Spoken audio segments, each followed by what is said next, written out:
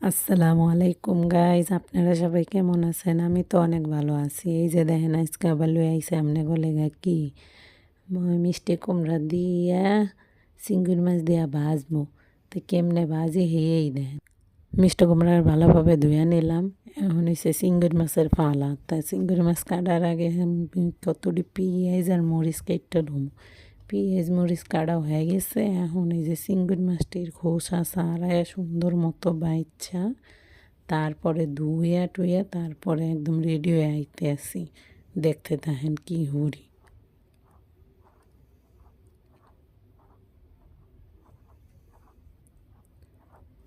তো এইদিকে আমার চিংড়ি মাছ কোড়া মোড়া হয়ে গেছে। এখন যাবো চুলার পাড়ে যাইয়া সবাই আগে হয়েছে যে একটা কড়াই দেবো চুলার উপরে দিয়ে এখন এর ভিতরে কতখানি তেল দিয়া এখন তেলটারে আবার একটু লাইরা সাইরা ওর মধ্যে দিয়ে দেবো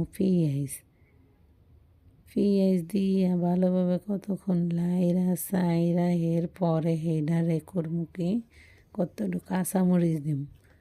কাঁচামরিচ দিয়ে ভালোভাবে লাইরা সাইরা একটু হয়ে গেলে নরম হয়ে গেলে ভিতরে দিতে হইবে। এখন ওই আগে থাকতে ধুয়ে রাখছিলাম না চিংড়ি মাছ, চিংড়ি মাছটি দিয়া ভালোভাবে লাইরা সাইরা একটুখানি লাল লাল হয়ে গেলেই দেওয়া লাগবে ভিতরে। এখন সুন্দরভাবে লাইরা সাইরা চিংড়ি মাছটা ভালোভাবে লাল কইরা এখন ভিতরে দিয়ে দেবো একটুখানি হলুদ দিয়ে আবার সুন্দরভাবে লাইরা সাইরা বদায় কইরা তারপরে দিয়ে দিলাম একটুখানি আদা রসুন দেওয়া হইলে এরপরে দিয়ে দেবো ভিতরে আগে থাকতে ধুয়ে রাখা মিষ্টি কুমড়াগুলি দিয়ে সুন্দরভাবে লাড়তে ছাড়তে থাকুন। ভালোভাবে লাড়বেন, যত ভালো করে লাড়বেন অত ভালো স্বাদ হইব। ঠিক আছে, এরপর লাইরা সাইরা থুইয়া এটার ভিতরে নুন দিতে ভুলে গেছিলাম, নুন দিয়া দিই। এরপর আইসি এই যে ঘরে মাছের খাওয়ান দেওয়া হয় না এখনও, তাই এই যে সকালবেলা উঠতে আগে মাছের খাওয়ান দিতে আসি রান্না অর্ধেক করে থুয়ে আয়া।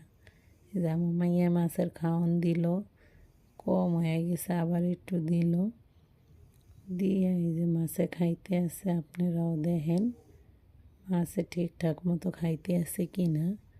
ঠিক আছে, এরপর আবার পাকঘরে আয়া ওই যে মিষ্টি কুমড়ার ভিতরে দিয়ে দিছি এক ঠিল্লা পানি দিয়ে লাইরা সাইরা হুগাইয়া এটার এই যে হয়ে গেছে মোর মিষ্টি কুমড়া ভাজি। সবাই দোয়া করবেন। আল্লাহ।